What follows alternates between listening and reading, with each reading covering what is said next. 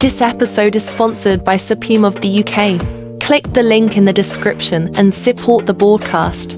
It's all right then, Noble. Let's get into this UFCs tonight, ain't it? Yes, indeed. So, Canada. I'm going to tell you the truth, that Sean Strickland brother, he's grew on me, Yeah, man. He's a straight talker, Yep. straight boss. I rate it. Yep. I rate it. So, okay, I'm going to tell you like this. I like both guys in this fight, Dricus Duplessis. I can't lie, he's growing on me, He's growing on me still. He's growing on me. So, I don't have a horse in the race. I mean... I do. Okay, we're going to get back to that. Dricus beat Yannick, who's from Brum. So, I guess if you want him to lose based off of that, but it's all fair game, innit? Yes. So, damn, I like Sean Strickland as well. I don't know, may the best man win. You break it down as the MMA expert, though. May the best man win. Yes, and I echo that. Tremendously. May the best man win. As you've laid out, there was a little bit of history with Brom and stuff, but Dricus has burst on the scene, man. He has burst on the scene, and he's been very impressive with his, especially, it was very quick, but he disposed of Robert Whittaker very, very quickly. I think it was the first or second round. It was a tremendous feat. Now, bearing in mind, a couple of years back, Robert Whittaker was the man, Bobby Knuckles, and he still is the man. He's just got some miles on him, man. He's got some miles on him. He had some health issues, etc. But he was the man. He took Israel to a very competitive 5-round decision in their second bout.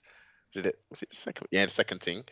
Sean Strickland has just been a road warrior. Very basic in regards to what he brings to the cage. It's a boxing style. It's a straight boxing. Yeah, because he boxes with the Philly shell. Exactly. Yeah, he has the Philly shell, which is a very hard thing to do. Especially in that stance. Yeah, man, that Philly shell is hard to box because remember you use the Philly shells like this. Your shoulder, that's your defense. You turn like that, and then that's how you block that side. So you turn. So when man see Mayweather, my man's using the angles. Strickland just walks straight forward like that, boss. Like he's just throwing bombs, walking straight. You can't really fight. Like, well, I guess you beat Israel with that handedly. Israel only won 2 rounds at best. At best, and I'll make a correction because I didn't think he threw more than 2 leg kicks. He threw about at least 8 leg kicks throughout that bout. Still, he was throwing some leg kicks still, but his game is boxing centric. 28-5, Sean Strickland taking on the challenger. 20-2, Dricus Duplessis from South Africa. Sean has an infectious personality. Before his meteoric rise, I liked his. Actually, no, I didn't like him at all. I thought he was just inappropriate.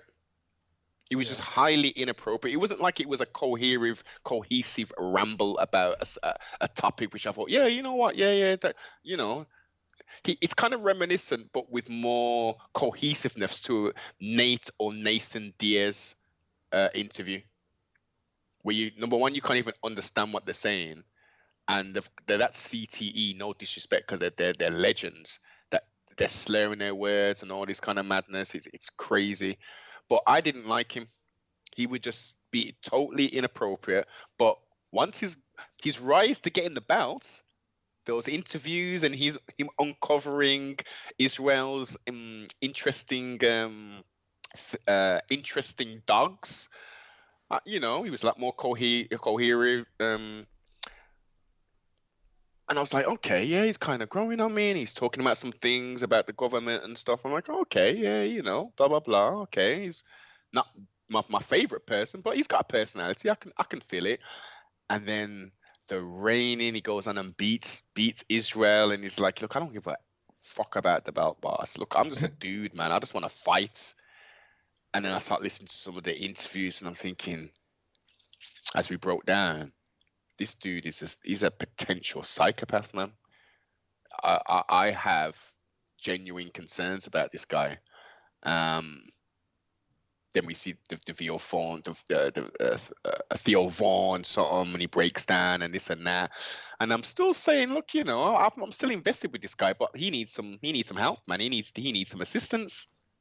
So that's the backdrop to it. That's the backdrop. We had the fight and all that business in the crowd. Sean Strickland was very, you know, collective and said, look, children, please move out the way because I'm going to attack my opponent in the middle of the crowded auditorium. Now they've kind of had a gentleman's agreement where they now, Mark, are going to have an MMA bout to the death. This is a death match now, apparently, which would never be sanctioned or legal, but apparently that's going down. So they've kind of like, look, you know, you pushed the envelope a little bit, blah, blah, blah. I was only kind of reacting, and they're kind of cool and cordial now. But Sean has gone, he's in essence, I mean, like he was trending on Twitter after that press conference. Alex K. Lee. From MMA fighting, you are usually, I mean, these guys, let's just talk it like how it is. Let's talk it how it is. They're very knowledgeable at MMA fighting. A lot of these guys are very, very knowledgeable in the beautiful art of mixed martial arts. But big juicy butt, round one, you know, no fillers in there or nothing like that. They're nerds. They're flipping nerds. Not a lot of them have personality and stuff. He's connected. He's now come up to say, I didn't know this before, but he's connected. He's connected to that crew. So for some strange reason, they're at a press conference. And, you know, he comes up and says, yo, Sean, you made a tweet back in 1972 talking about the LGBTQ and all this stuff. And Sean was just on a vibe, man. He was on a vibe. He had a handler, a UFC handler, off camera, telling him, you cannot say F, just allow the F business. Certain things, you know, you're a champion now. We got to look out. We're in Canada as well. You know, UK second little colony. So, like, you got to be careful. And he just started ripping. He started ripping Alex K. Lee a new one. It was, I understand, you know, headlines, clickbait, you know, all that kind of stuff, controversy and stuff, but hitting him with that kind of question straight away.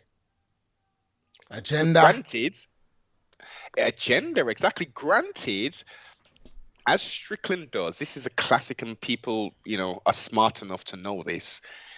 He doesn't want, he's uncomfortable up there to a point. So what he does is he picks certain things out, like he drives the conversation, he dictates the pace. This is what good orators do or good personalities do. Rather than just be bombarded with questions, of course, we want to get some questions, but I'm going to dictate the pace. I'm going to dictate where the landscape of this conversation is going. So he's talking about Canada and what Justin Trudeau did during the zombie apocalypse and saying it's terrible, it's crazy what they did. The same as way he did it in Australia and got the people totally behind him. Yeah. So there was some controversial, there was some stuff that was totally non-MMA related about his whole press conference, but he started talking the wild stuff straight away. He didn't even come with the softball question. Yeah, man, so Jukas is coming and blah, blah, blah, and this and that, and then sneak the question in. He comes in with the agenda, you know, stuck to his guns and got blasted down. And it was, as I say, it broke Twitter to a point because he was trending. Everyone was reposting it. And then on the other side, you've got the crew saying, the UFC needs to cancel this event. Well, not cancel, sorry, no. The UFC needs to strip Sean Strickland of the UFC middleweight title. He needs to be fined. Disney owned this company. What are Disney doing about this? Disney's a family-friendly something. Now, Disney used to be with very closed eyes, but when you open your eyes widely, especially today, you have children, Mark, so you can probably you can tell me more about this. But the content that Disney is creating today is what they call this crazy mixed woke stuff, which is just blurring lines crazily with gender and Yeah. They fell victim to what's happening in today's world. All these companies have, and Disney are a big. That's part of the reason why their third and fourth quarter of last year was so bad. But do you think fell victim to because they are the machine? So would you? I mean, again, on the surface level, you can tell they've fallen victim to it, but they're so much of the machine that. No, you're right. You are right. I'm wrong about that. It's not. They chose that path. Yes. So you're right. It is. They've done things now where it's like they've fell to public pressure. Like they've fell to public pressure because it's like changing characters and adding this and adding that to further certain messages. You see what I mean? And that's why I was never a big celebrator of changing white characters to black. I think create black characters exactly from scratch. To complement the existing array, so we've got our it's all part of what we discussed earlier. Reference the social engineering. This is a blatant plan. So you've got again now an event which is marred with all of this stuff. Oh, you've got people in that community who want Sean Strickland stripped. They want the UFC to apologize. They want the head of Disney to apologize. Or just crazy stuff. Oh, he had a T-shirt on as well, Mark. And the T-shirt was printed saying women should be in the kitchen and a gun in every hand.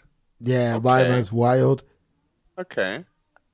Now, if you're of an old school persuasion, obviously we're in England, so we've never had the right to bear arms in that respect. But in essence, what they're saying is,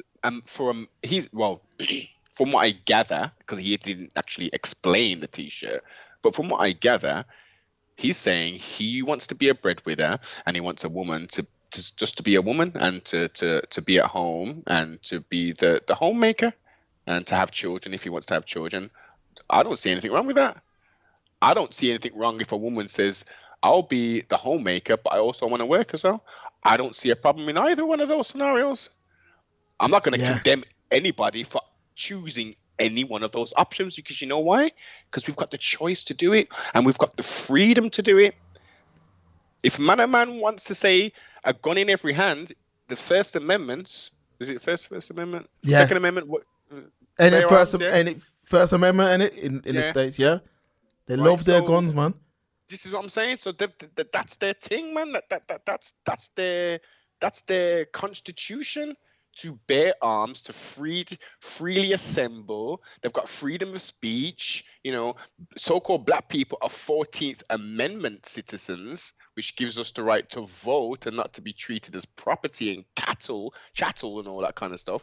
This is madness. They've marred this event. The actual press conference itself, they loved him. The crowd loved him. And Alex Lee, you did a disservice to not only yourself but to that community. You could have done that in a slightly different way. But by the facts, let's get into the actual fight itself. What are you saying? It's Sean does have the ability to shut down Dricus du Plessis if he does not utilize his whole breadth in regards to mixed martial arts. We can't just have a strike fest, a striking competition. Mixed martial arts involves striking, it involves wrestling, grappling, and submissions, and that's what Dricus needs to do. He's more than capable of standing on the feet with this quite unorthodox but orthodox style that he has, very linear, should we say. I think Dricus has all the tools to beat Sean Strickland, but But at the same time, Sean Strickland has all that one skill set, which he uses very good to indeed retain that championship. It's a pick 'em. Drickers, in my opinion, Drickers should beat Sean Strickland within the 5 rounds. He should defeat him, whether it's a submission or a TKO, possibly round 3 or 4. I think he has the ability to do that. But Sean is tough, boss. He is tough, and he's got that momentum now. He's the champ, and he's in phenomenal shape too. Exactly. Man's in they showed it before and after. My man's on this thing, man. He's came prepared. But Drickers his physique's nuts as well.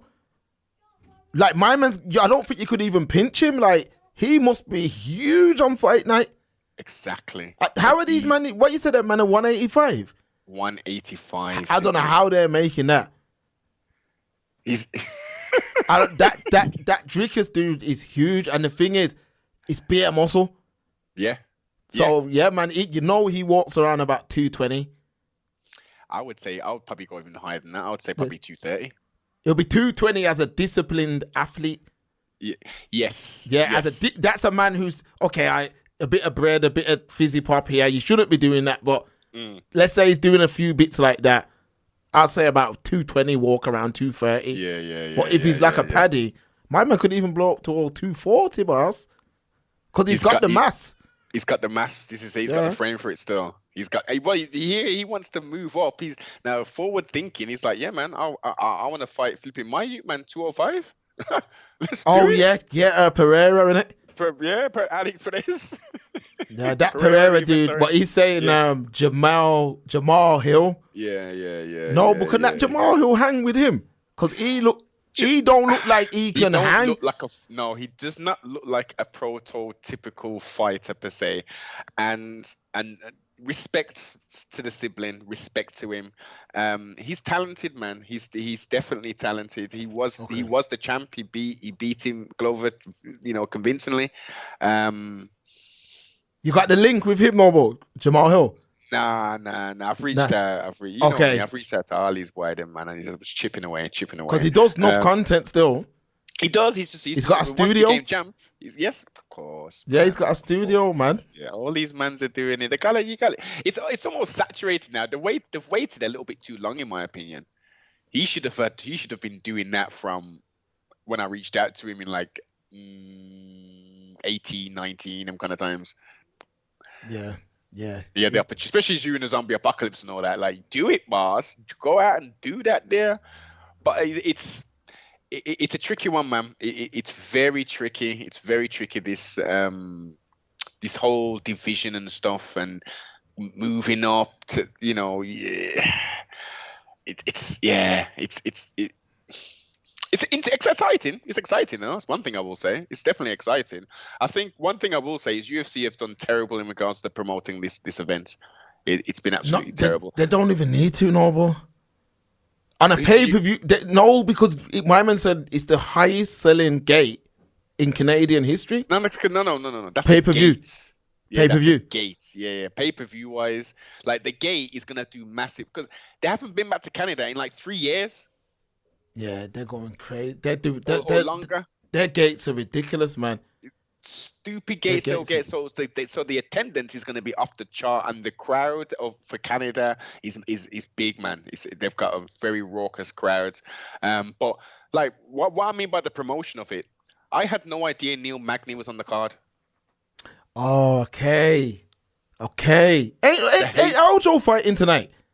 Nah. He's fighting on. That's 300, man. That's 300. Because I seen him. He done a weigh-in thing, didn't he? Or is that just for grappling? That's grappling. That's for grappling. Oh, okay. That's the grappling thing. Because I seen him and the brother squaring up. I was like, oh, is he on that card? Yeah, nah. But you know what it is? I think based on the fact there's no English fighter on the main card, BT don't promote it the same, or TNT don't promote it the same. Because when Leon's fighting or no, there is technically there is. Who? Well, this is the tricky one. Arnold Allen. Oh, okay, He's I'm not from familiar. Manchester, I believe. He's from up north, and he does work at Renegade. But I think he's actually, I think his girlfriend is Canadian or something like that. Because when he came out, he had a Canadian flag and all that or something. Okay. It's a weird one. It's a weird. He's definitely a Brit, but he's like almost repping Canada now, kind of thing. Okay. Or maybe because he was there and he's just like showing appreciation, kind of thing. But he's a Brit. We are a Brit, man. Okay. We'll see what happens. You're gonna be up for this one then. It's a 1 a.m. thing, boss. Trustfully, Aye. it's not that exciting still. I'm excited for the main event, but you know the thing, man. That's a treat. Actually, hold up. What? 1 o'clock is the main card. So the main card starts up. So it's still going to be probably 3 o'clock. I don't think I'm that invested, Mark. To be fair, for this main event, I'm interested in it, but you know, who else? Who else on these cards? You got Sean Strickland, Dricus Duplessis Championship, women's bantamweight, Raquel Pennington taking on Mario. Sean O'Malley's on it, innit? No, he's not. He's in Miami, innit? Yeah. There's a Miami card not far from now. Is that in March? Yes. So why was O'Malley and Strickland and Duplessis in the same pre-press conference? Oh, that was just because I was